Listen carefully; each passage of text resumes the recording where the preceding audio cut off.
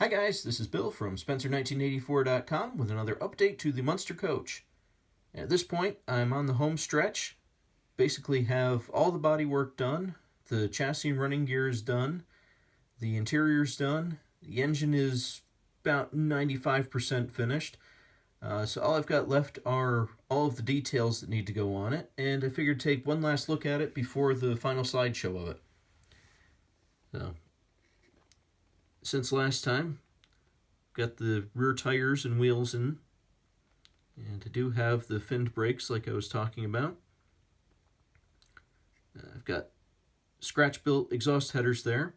I wasn't able to use the ones that came in the kit, in part because I didn't care for the way that they looked. They were pretty hefty, kind of chunky looking, and more practically, they don't fit the larger heads of this engine. They would have had to have been spread out another just about full exhaust width before they would have made it up, so better to just scratch build them entirely.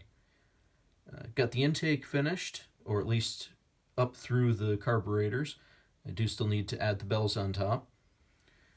Got the sides of the hood on. Those are scratch built from styrene. The radiator is the original kit supplied, but cleaned that up a little bit and added a new cap to it. Now, I went with TS21 for the gold instead of a really bright brassy.